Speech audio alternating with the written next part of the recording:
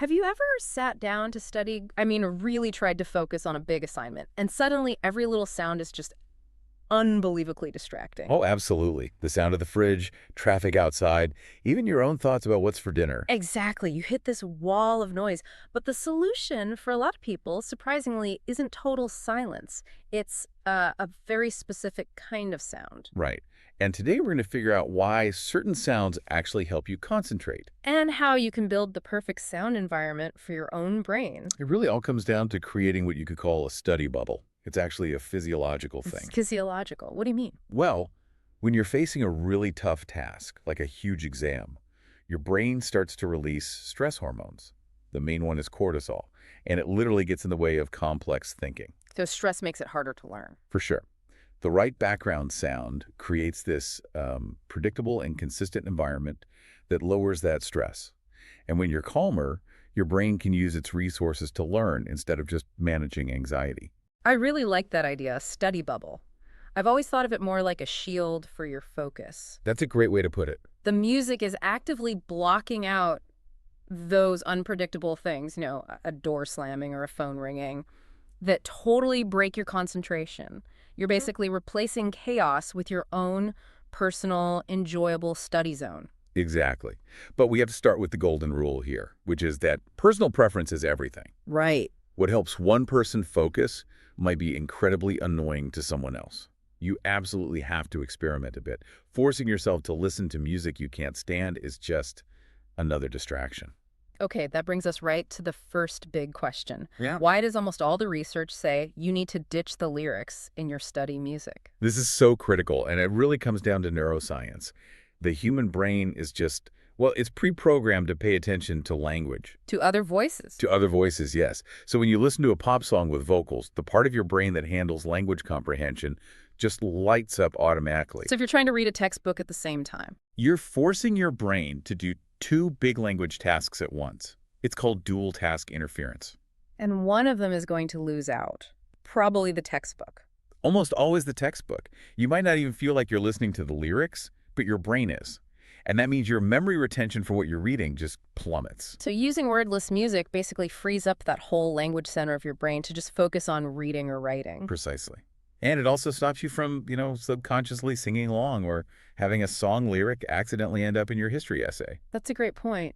But what about, what if the songs are in a language you don't speak? Like listening to K-pop or Italian opera, does that still cause interference? That's a fantastic question. It is a little less distracting, but it's still not ideal. Why not? Because your brain is a pattern recognition machine.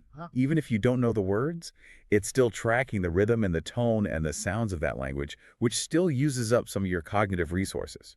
For the best results, you want the music to be like a texture, not a story. An auditory texture. I like that. So when we talk about texture, we have to talk about the timeless, classic choice, classical music. Of course. It's been a go-to study tool for decades, and for good reason. A lot of classical pieces have a really steady tempo. A predictable rhythm. Right. And that consistent rhythm can actually help encourage more relaxed heart rate. It just creates a calm atmosphere. And instruments like the piano or the violin have these complex but soothing sounds that don't demand your full attention. And you can't talk about classical music and studying without bringing up the famous Mozart effect. Ah, yes, the very famous and very misunderstood Mozart effect. So what's the real story there? Well, the original study from the 90s suggested that listening to Mozart gave people a temporary boost in spatial reasoning, picturing objects in your mind. And that led to everyone playing Mozart for their babies, hoping to make them geniuses. It did. But modern science has a simpler explanation. The effect isn't really specific to Mozart. It's more about your mood and alertness. So if the music makes you feel good and keeps you awake, You just perform better. It puts your brain in an optimal state for learning. It doesn't make you smarter. It just helps you use the intelligence you already have. that makes so much more sense. The music is a gateway to focus, not some kind of magic brain pill. Exactly. But not everyone wants to listen to sonatas. A lot of students today want something with a more modern rhythm, which brings us to the huge rise of lo-fi beats. Yes, instrumental hip-hop and specifically low fidelity or lo-fi music. It's huge right now. What does low fidelity even mean? It's an aesthetic, really. It's music with deliberate imperfections, like a slightly mumbled sound or a bit of hiss, like it's from an old tape.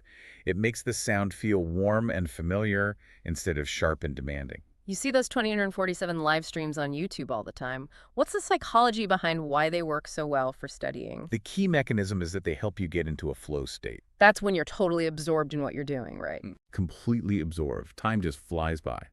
Lo-fi tracks have these really consistent, repetitive drum loops and chill tempos that create a kind of rhythmic momentum. So the repetition is the important part. It's like an anchor. It is an anchor. Your brain is always looking for something new. A pop song has changes in tempo, new choruses. It's always grabbing your attention. Lo-fi is designed to be unobtrusive. It just fades into a steady hum that keeps your pace up without interrupting you. So we've established the best kind of sound should be wordless and consistent. But that doesn't matter if you're blasting it right. Let's talk about volume. Volume is absolutely critical, and it's a real balancing act. Yeah, if it's too loud, it's just another distraction. It's worse than a distraction. Really loud sound can actually trigger a threat response in your brain. It increases your heart rate, releases those stress hormones. It creates the exact anxiety you're trying to avoid. But if it's too quiet, you can still hear the dishwasher, and it's not doing its job. That's the balance you have to find. The sweet spot is a moderate volume. The recommendation is usually around 50 decibels. What does 50 decibels sound like in the real world? It's like the hum of a quiet refrigerator Yeah. or soft conversation in a library. You can hear it, but it's not dominating the room. So what's a simple rule of thumb for someone to use? It's this. You should always be able to hear your own thoughts clearly over the music. If you have to strain to think, or you find yourself tapping along to the beat, that's your signal. Turn it down. The music should be a supporting character, not the star of the show. Speaking of controlling the sound, technology has given us a huge leg up here. I'm thinking about noise-canceling headphones. Oh, they are a total game changer. Yeah. Especially if you live somewhere noisy, like a dorm or an apartment building. How do they actually work? It feels like magic. It kind of is. They have tiny microphones on the outside that listen to the noise around you. Then instantly they generate an inverted sound wave. The technical term is phase cancellation.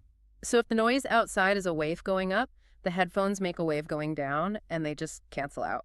That is the perfect way to describe it. They literally erase the sound. And that means you can listen to your study music at a much lower, safer volume because the headphones are doing all the hard work of blocking distractions. Plus, just the act of putting them on feels like a signal, doesn't it? Like, okay, it's time to focus now. It's a powerful psychological cue. You're telling your brain the outside world is muted, and this is focus time. All right, so what about sounds that aren't music at all, like nature sounds or white noise? Nature sounds are incredibly effective. Think about rain, or ocean waves, or a crackling fireplace. They give you that steady wall of sound that masks interruptions, but they don't have a melody or beat that your brain tries to follow. So they're even less demanding than instrumental music. Way less demanding. They don't engage your musical memory or your language centers at all. Your brain just registers them as a consistent, peaceful texture. They're great for deep thinking or creative work, and they're proven to lower stress. Okay, let's get practical. How should someone prepare their audio before a study session? You don't want to waste 10 minutes finding a playlist. Preparation is key. First, make a dedicated study playlist that's at least 60 minutes long.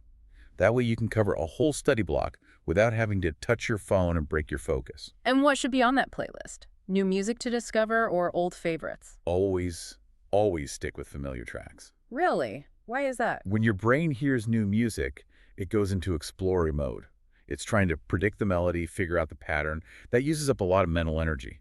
With familiar music, it just stays in the background where it belongs. That makes a lot of sense. So what about matching the music to the subject? Does lo-fi work for math just as well as it does for reading? That's a more advanced strategy, but yes, you should absolutely try to match your sound to the task. Give me some examples. For something mechanical, like doing math problems or typing up notes, something upbeat and rhythmic can be great. It helps you keep your momentum. I could see how electronic music, with its organized feel, might work for a science project. Exactly. But on the flip side, if you're reading a really complex novel or editing an essay, you need as much quiet as you can get. For those tasks, maybe just some soft ambient sound or even total silence is better. And what about pure memorization, like vocabulary words or dates for a history test? That needs maximum brain power for encoding information. Any external sound can be interference. For intense memorization, silence is almost always the best bet. It really shows you that you have to know what works for you and for the specific task. Which brings us to our last point. We've been talking a lot about the benefits of sound, but for some people, silence is the only answer. And it is vital to acknowledge that. For some brains, any sound, no matter how gentle, is just an immediate distraction. It breaks their train of thought. So for those students, what's the actual benefit of just pure quiet? Silence lets the brain dedicate 100% of its cognitive resources to the task. There's zero interference. So if you've tried music and nature sounds and they just make you feel more distracted, listen to that. Grab some good earplugs and create your own zone of silence. So after all this, what's the one key thing someone should remember when they sit down to study tonight? The main takeaway is that whatever sound you choose, it has to stay in the background. It can never become the main event. Use wordless tracks, keep the volume moderate around that 50 decibel level, and pick what actually works for your brain, not just what's popular.